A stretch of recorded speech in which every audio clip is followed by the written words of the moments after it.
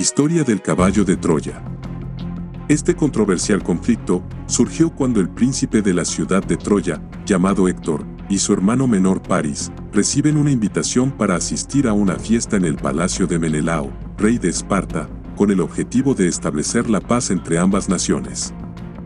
No obstante, Paris, quien mantenía una relación romántica en secreto con la esposa de Menelao, Helena, decide raptarla y llevársela a Troya con él.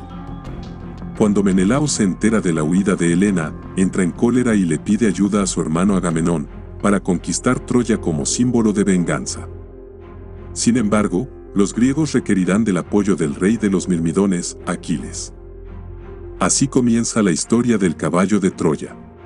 Una vez que los griegos llegan a territorio troyano, se inicia el enfrentamiento, donde estos hacen frente con sus soldados liderados por el príncipe Héctor. Sin embargo, los griegos dominan la lucha gracias a la participación del poderoso Aquiles y a sus soldados mirmidones, pero este decide que los troyanos vuelvan a la ciudad. Durante este enfrentamiento, el ejército de Aquiles logra saquear el templo dedicado al dios Apolo y capturan a una prima de Héctor, llamada Briseida, quien es entregada a Aquiles, pero Agamenón la toma para él, con la intención de abusar de ella. Indignado por la acción, el rey de los Mirmidones decide no mantener la alianza con los griegos. Para el día siguiente los griegos rodean la ciudad amurallada de Troya. Ante la situación, Paris propone una lucha a muerte con el rey Menelao, por el honor de Helena.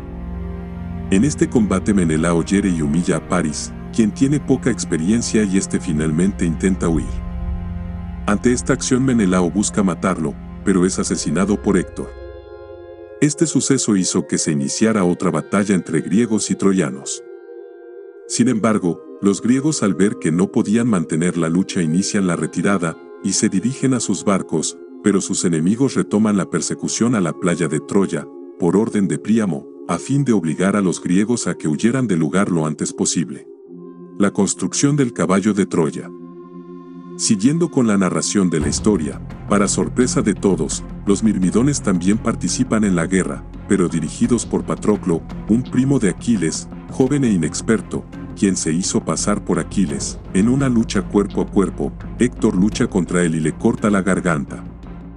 Ante esto Ulises le informa a Héctor que Patroclo era primo del rey Aquiles, y cuando Aquiles se entera de la muerte de su primo Patroclo, y quién fue el responsable de su muerte, se enfurece y promete que va a vengarlo, así que se presenta en las afueras de Troya y llama a Héctor, quien no le queda opción que salir a luchar. Finalmente Aquiles da muerte a Héctor, y lo arrastra hasta el campamento de los griegos.